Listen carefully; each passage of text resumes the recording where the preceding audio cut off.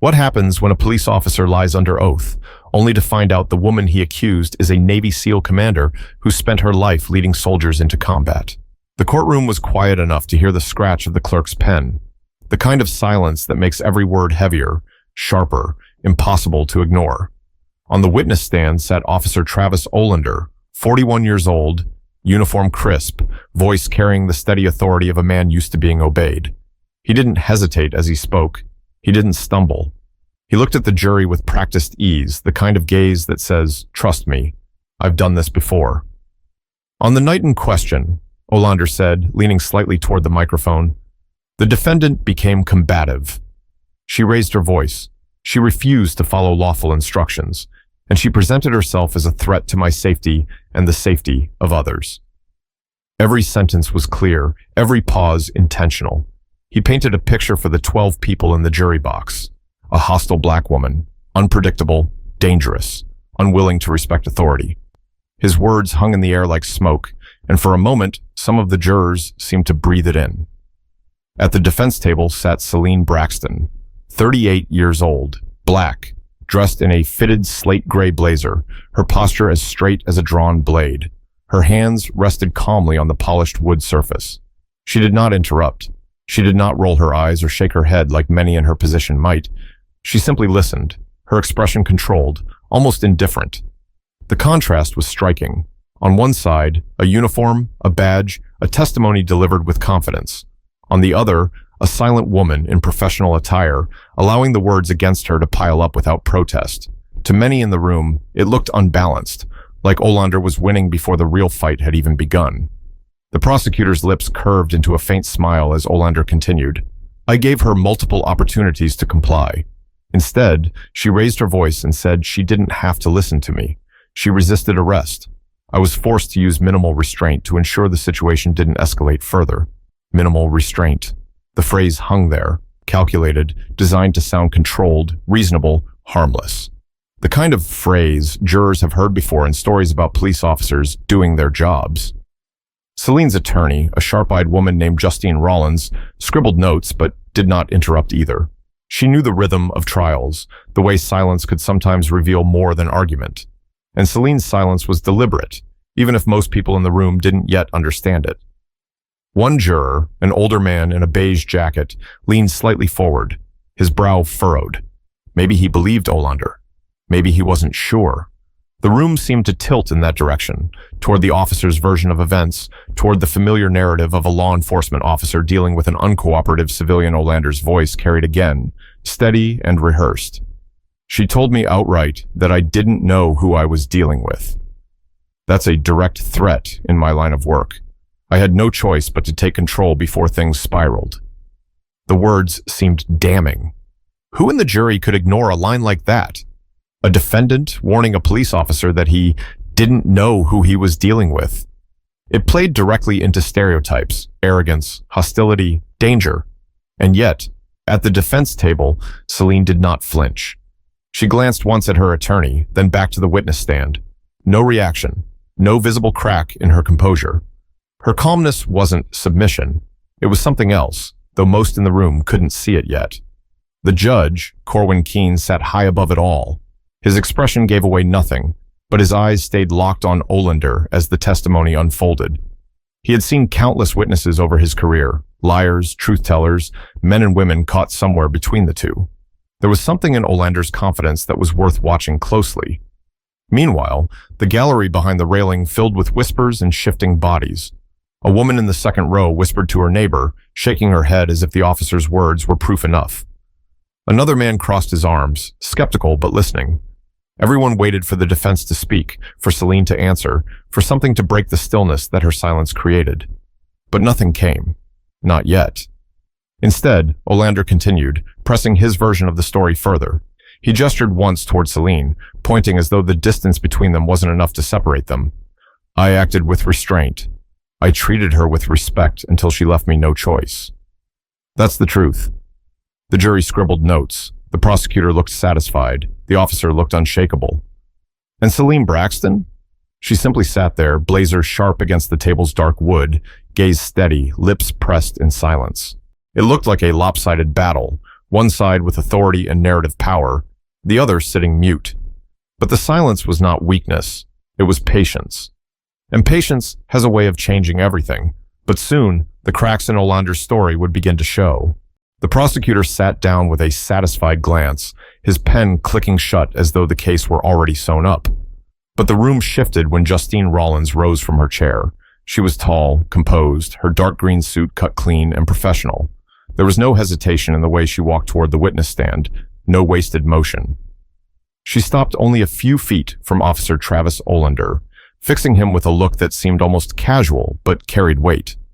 "Officer Olander," she began, voice calm, almost conversational, "you testified that my client, Ms. Braxton, raised her voice and became combative during this so-called routine stop.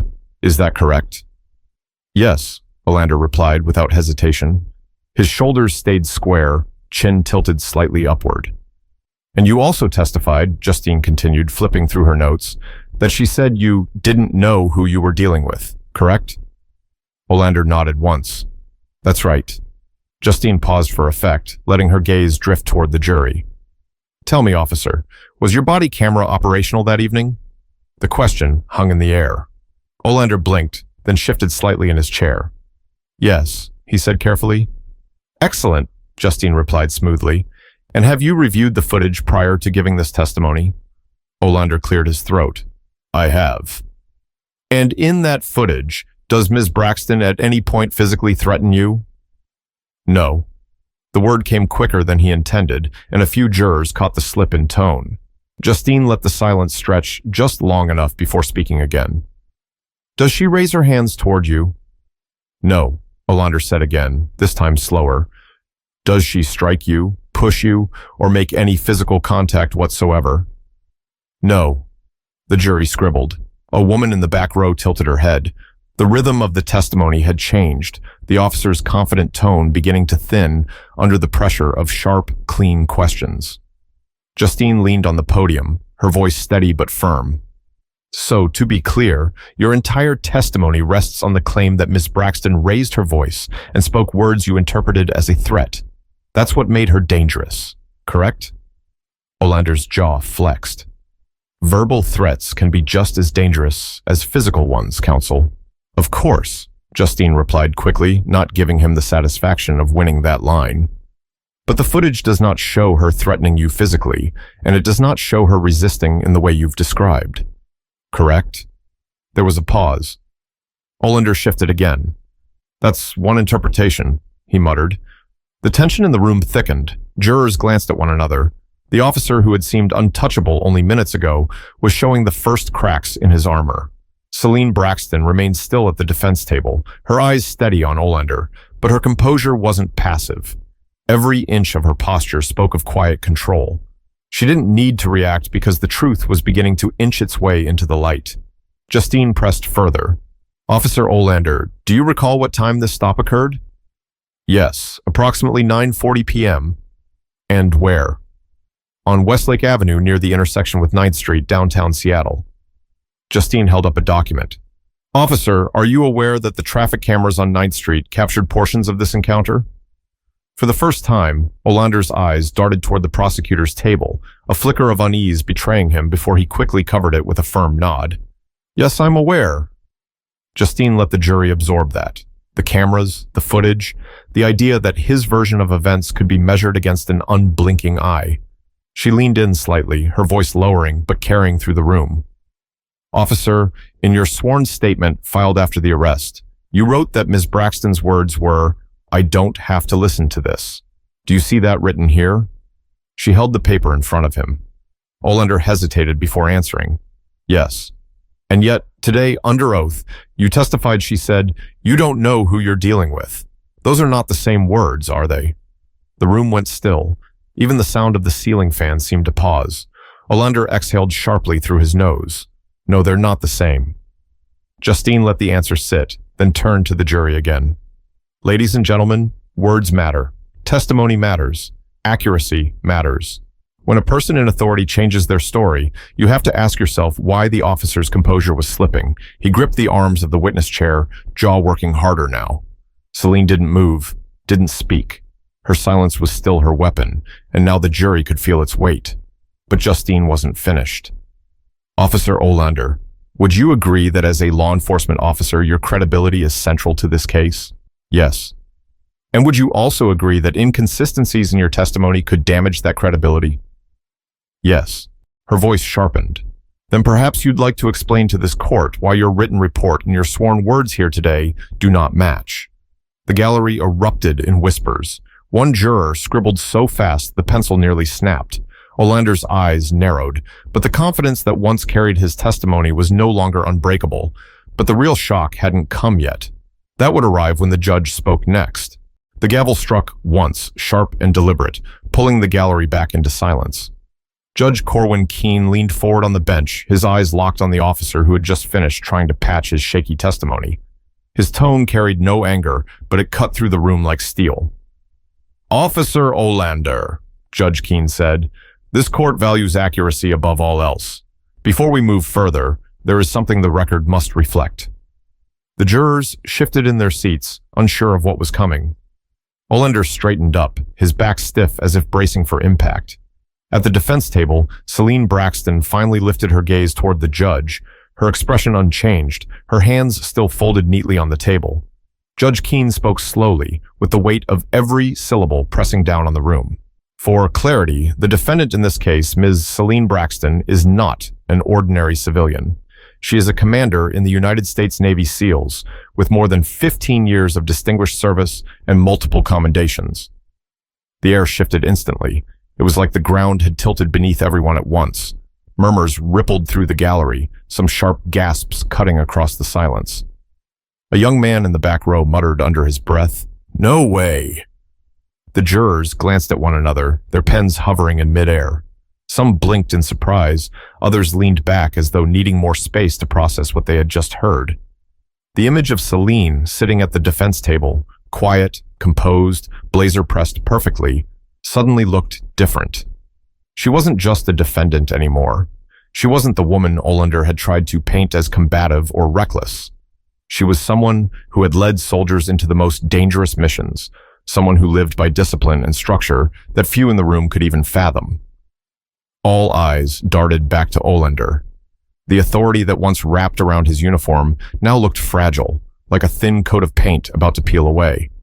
He cleared his throat but said nothing, jaw tightening as though the words caught in his mouth. Justine Rollins seized the moment, stepping back into the frame with surgical precision. She looked directly at the jury before turning her gaze to Olander. "So," she began, her voice firm but calm, "the woman you describe as reckless and combative has dedicated her life to serving this country, protecting its citizens, and leading some of the most disciplined forces in the world. Would you still have this jury believe she is incapable of respect and self-control?" Olander swallowed, the microphone catching the faint sound. "Military experience doesn't make someone above the law," he muttered. "No," Justine shot back, "but it does make her credibility worth weighing very carefully against yours." The jury leaned forward again, the weight of the judge's announcement reshaping the trial in front of their eyes. The man in the beige jacket who earlier leaned toward Olander now tapped his pen slowly, eyes flicking between the officer and Celine. He wasn't buying the same story anymore. Celine finally broke her silence. Her voice was low, clear, and steady, carrying the weight of command without raising in volume. "I didn't threaten him. I didn't resist. I told him that I knew my rights, and that seemed to offend him." Her words weren't emotional. They were matter of fact, delivered with the same measured tone she might have used in a briefing room. That tone didn't just land with the jury. It settled like a stone in Olander's chest. Justine turned back to the officer. "Tell us, officer, were you aware of Ms. Braxton's background when you filed your report?" Olander shifted in his seat, eyes darting briefly toward the prosecutor's table again. "No," he admitted. "Then when you wrote that, she said, 'You don't know who you're dealing with.' Could it be possible you twisted her words to fit a narrative? That maybe what she actually said was closer to, 'I know my rights'?" Olander's lips pressed into a thin line. He said nothing. The silence in the courtroom spoke louder than any admission. The jurors scribbled faster. The gallery whispered again, but the judge's glare shut it down quickly. Celine's calm voice came once more, this time looking directly at the officer. When you stopped me, you treated me like I was a threat before I even said a word. You saw what you wanted to see. The gallery stirred again. Olander clenched his fists against the arms of the witness chair, his knuckles paling. The certainty he once wore like armor was cracking piece by piece. Judge Keene leaned back, his voice steady but firm. This court will consider the full weight of the evidence, including the service record of the defendant. Credibility is not assumed, it is earned. And at this point, Officer Olander, the jury is entitled to weigh yours against hers. The moment landed with finality. Celine did not look triumphant. She didn't need to. Her composure said everything. Truth didn't require celebration, only patience. But the clash between Olander and Celine was only beginning to ignite. The tension that followed Judge Keene's words clung to the room like static. Officer Travis Olander's jaw set harder, his confidence slipping, but not gone. He leaned into the microphone again, his voice pitched lower, almost defensive. With all due respect, Your Honor, I wasn't aware of Ms. Braxton's military background at the time of the incident. My decisions were based on her behavior in that moment. Justine Rollins didn't give him room to recover. She stepped forward, arms folded lightly, the posture of someone who had no need to raise her voice. And what behavior exactly justified your escalation, officer? Her words? Her tone? Or the fact that she didn't fit your picture of obedience? Olander snapped back, sharper than before. She refused lawful commands. That's the bottom line. Celine finally turned her head, meeting his stare from across the courtroom. Her voice cut through the silence, steady but edged with iron. Lawful commands, Officer Olander, or commands you gave because you thought you could get away with it? A few gasps came from the gallery. The jurors shifted again, eyes darting between the two like spectators at a boxing match. Olander's chest rose and fell quicker now, a sheen of sweat beginning to form near his temple. Justine didn't miss a beat. Let's clarify. You've testified she raised her voice. You've testified she resisted. Yet, under questioning, you've admitted she made no physical contact with you. So, we're left with words. Officer Olander, you swore to uphold the truth. Why do your words keep changing? The officer bristled, his grip tightening on the armrest. I'm not changing my words. I'm telling you how it happened. Celine leaned forward, her hands clasped neatly in front of her, her voice level. If I may, Your Honor. Judge Keene nodded. You may speak, Commander. Celine looked straight at Olander. Do you know what it's like to train men and women who jump out of planes into hostile ground, who swim miles through black water with 70 pounds of gear, who hold their breath while explosives are wired beneath them? Do you know what discipline it takes not to panic, not to lose control when every instinct in your body tells you to? I do. I've lived it for 15 years. And you expect this court to believe I lost control because I raised my voice during a traffic stop? The words landed like thunder. The jury froze, absorbing her tone. Not angry, not pleading, but undeniable. Even the gallery seemed to forget to breathe. Olander's lips parted, but no words came. He tried to swallow, tried to recover the air of authority that had slipped from him, but the weight of her record now bore down on every syllable he might attempt. Justine stepped closer to the stand. Officer Olander, would you say your role requires discipline? Yes, he said through clenched teeth. And do you believe someone entrusted to command Navy SEALs might also possess discipline? Yes. Then how do you reconcile that with the story you've told this jury? That a woman who has spent her life leading, strategizing, and serving suddenly became a loose cannon during a simple stop on Westlake Avenue. The silence that followed stretched long enough for the point to burn into every juror's mind. Celine spoke again, softer this time, but no less powerful. What you saw wasn't aggression, officer. It was me refusing to shrink. That sentence seemed to hang in the air like a banner. The jurors scribbled furiously. A woman in the front row of the gallery wiped her eyes discreetly. Olander shook his head, voice rising now. She was confrontational. You weren't there. You don't know what I... Control yourself, officer, Judge Keene interjected sharply, his voice cutting through the officer's outburst. The reprimand hit hard, echoing against the walls. Olander's face reddened, his breath shallow as he forced himself back into silence. Justine tilted her head slightly, watching him. Your Honor, I think the jury has just seen what happens when this officer feels challenged. Imagine how much stronger that reaction must have been on a dark street with no witnesses. A ripple of recognition moved across the jury box. The picture was shifting. Olander wasn't the cool, steady professional he had first appeared to be. His cracks were widening under pressure, and Celine's composure only highlighted the contrast. Judge Keene folded his hands. "We will proceed carefully. This court will consider testimony and evidence, not assumptions. But I will remind everyone present, decorum must be maintained." The warning settled the room back into order, though the energy had shifted entirely. Celine Braxton was no longer the silent figure at the defense table. She had spoken, and with just a few sentences, she had stripped Olander of the narrative he had tried to build. But the story of what really happened that night had yet to be told, and when it came out, it would change everything. The courtroom shifted again when Justine Rollins adjusted her glasses, her hands sliding a stack of papers across the defense table. "Commander Braxton," she said, turning toward her client, "I'd like you to explain in your own words what happened that night." Celine sat straighter, her blazer catching the faint light from above. She didn't rush. When she spoke, her voice was calm, every syllable measured. "I was driving home from a late meeting at the naval base in Bremerton. I'd just crossed into downtown Seattle when the officer pulled me over on Westlake Avenue. I wasn't speeding. I wasn't swerving. He claimed my taillight was out. It wasn't—" The jury leaned in, pens poised. Celine's eyes moved briefly toward Olander before returning to the jury. When I lowered my window, the first thing he said wasn't a greeting. He asked me why I was out so late. I told him I was heading home. He asked for my license and registration, which I gave him. He looked at them, then asked if the car was really mine. Murmurs spread through the gallery. Justine let the words hang, giving the jury space to feel the implication. Celine continued, steady and clear. "I asked if there was an issue beyond the supposed tail light. He repeated the question about my car. I said again it was mine. He told me to step out of the vehicle. I asked why. He raised his voice. That was the first time mine rose too."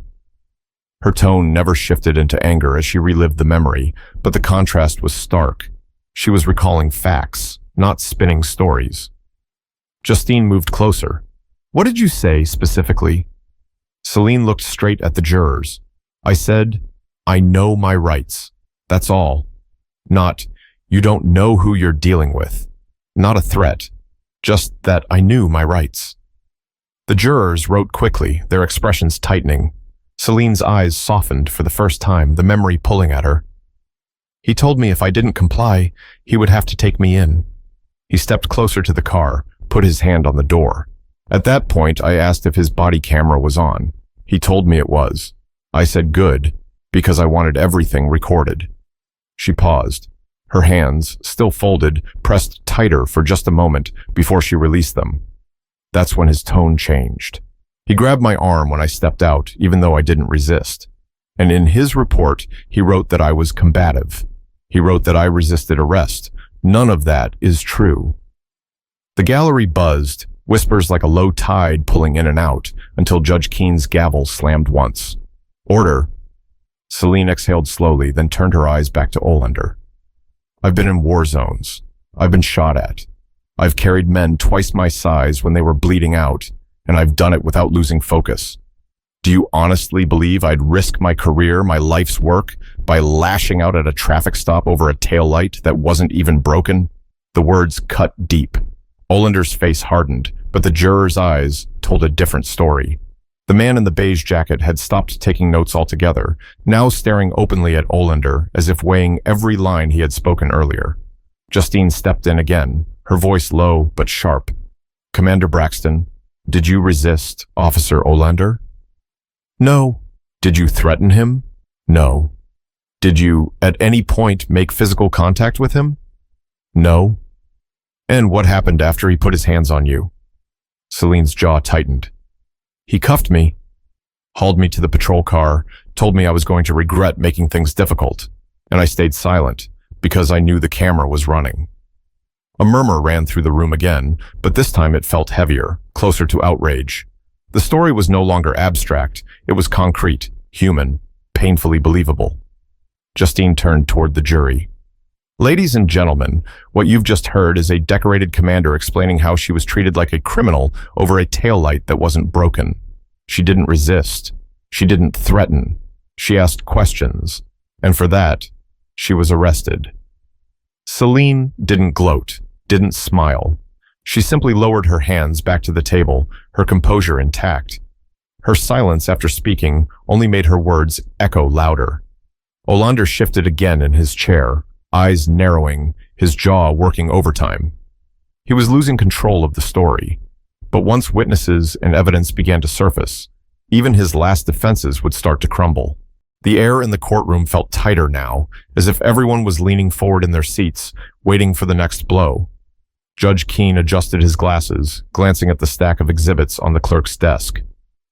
Ms. Rollins, do you have any supporting evidence to submit at this stage? Justine gave a small nod. Yes, Your Honor. The defense would like to enter Exhibit C, traffic camera footage from 9th Street, time-stamped 9:41 p.m., the evening of the alleged incident. The clerk wheeled a monitor into place. The jurors straightened, their pens set down for the first time all day. A screen flickered on, grainy at first, then steady. The image showed Celine's vehicle pulled over to the side of Westlake Avenue, red brake lights glowing. Olander's patrol car sat behind it, the officer's figure moving toward her driver's side window. Play it through, Judge Keene instructed. The footage ran in silence. Olander's gestures were visible, abrupt, sharp, almost looming as he leaned into the window. Celine's figure inside the car moved slowly, deliberately, before extending her arm with documents. No sudden movements, no physical aggression. A few jurors leaned closer. One woman's eyebrows rose. The next angle, caught by a traffic camera further down, showed the officer pulling open the car door. Celine stepped out. Her posture was upright, her movements calm. But Olander's hand grabbed her arm almost immediately, steering her toward the patrol car. Justine let it play until Olander placed cuffs on Celine.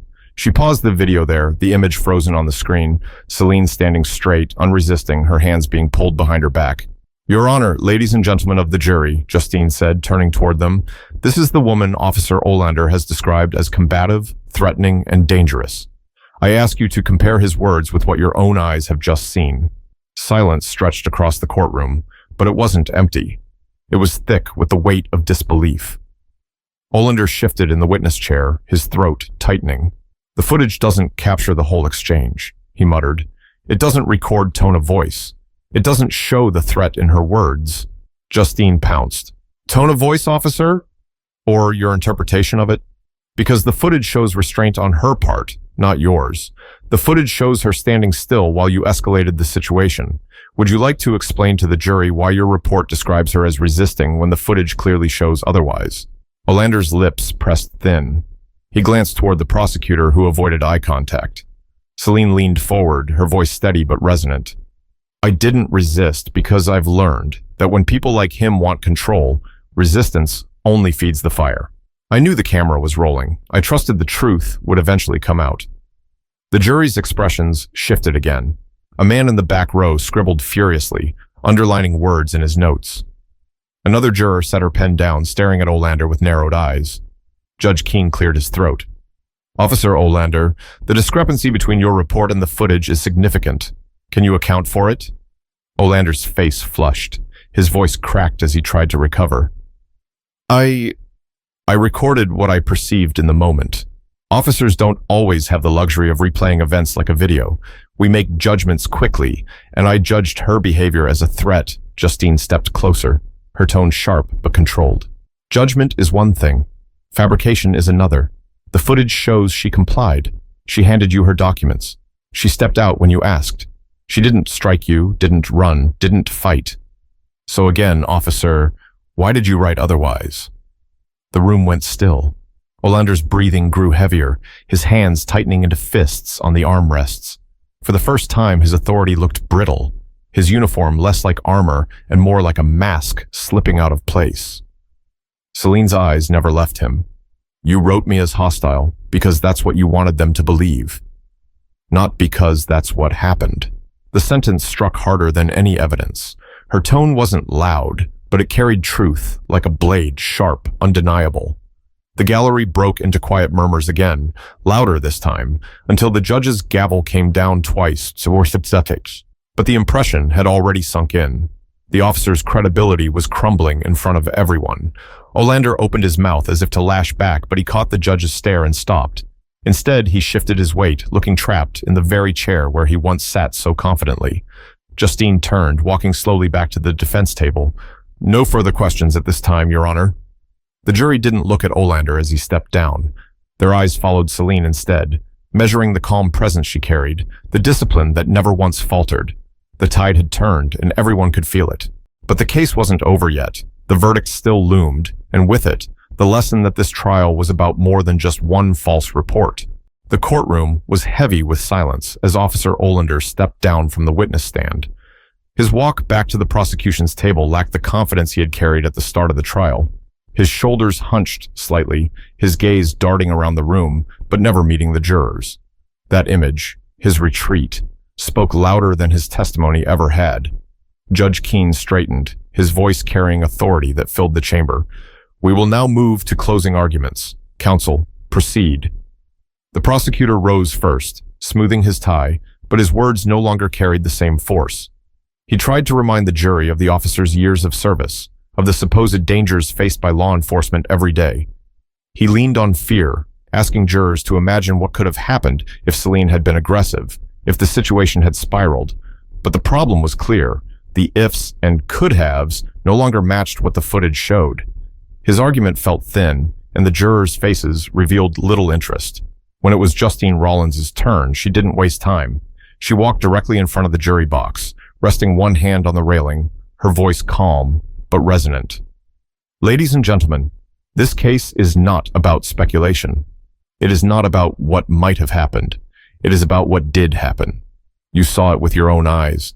You heard Commander Braxton's testimony. You compared her words with the footage, and you compared her composure with Officer Olander's shifting story. She paused, letting the silence hang for just a beat. You've seen the truth. And the truth does not bend to uniforms, badges, or authority when authority is abused. Her gaze moved across each juror. The question you face is simple. Do you reward falsehoods, or do you honor the truth? She stepped back, nodded once to Celine, and returned to her seat. The judge gave the jury their instructions, his voice even, precise. Then they were led from the room to deliberate. The gallery broke into hushed conversation, the energy buzzing with anticipation. Celine remained still, hands folded, her expression unchanged. She'd learned long ago that waiting with patience could be as powerful as any action. Minutes stretched into an hour, then longer. The jurors returned, their faces solemn, papers in hand. Everyone in the gallery straightened, the atmosphere thick with expectation. The foreperson stood. We, the jury, find the defendant, Celine Braxton, not guilty. The words cracked through the courtroom like a release valve. A rush of air, whispers rising and falling, some clapping muffled quickly by the bailiff. Celine closed her eyes once, slow and deliberate, then opened them again. She didn't smile, didn't cry, she simply breathed. A quiet exhale of truth affirmed. Judge Keene raised a hand. This court thanks the jury for its service. Commander Braxton, you are free to go. Officer Olander, this court strongly recommends a review of your conduct by the department. Truth is the foundation of justice. Without it, this system cannot function. Olander stared at the table in front of him, his authority stripped bare. The badge on his chest no longer glimmered with the same weight. As the courtroom emptied, a woman in the gallery whispered to her neighbor, I can't believe she went through all that, and still held herself together like that. The neighbor shook his head slowly. Makes you wonder how many others never get their truth heard. Celine rose, her blazer catching the light again. She shook Justine's hand firmly. Thank you. Justine's reply was simple. You did more for yourself than I ever could. Celine glanced once more at the jury box, now empty, and then turned toward the door. She walked with the same measured stride she'd entered with. No triumph, no arrogance, only dignity. Outside the courthouse, reporters gathered, microphones thrust forward. Commander Braxton, do you have a statement? One shouted. She stopped briefly, eyes level with the crowd. Yes. Don't judge a person by the story someone else tells about them. Watch what they do. Watch how they carry themselves. Truth doesn't always speak loud, but it holds. That's all. She walked away, her silhouette steady against the evening light, a reminder of what discipline and patience can withstand. This wasn't just a verdict about one officer's lie or one woman's defense. It was a lesson, hammered into the foundation of the courtroom itself. You cannot silence truth forever. You cannot crush dignity that refuses to bend, and you cannot measure someone's worth by assumptions. Because sometimes, the strongest thing a person can do is sit in silence, knowing that the truth will speak for them when the moment comes. If you believe in stories that reveal the power of truth and resilience, make sure to subscribe for more, because what we watch and share reminds us all that justice, even when tested, can still prevail.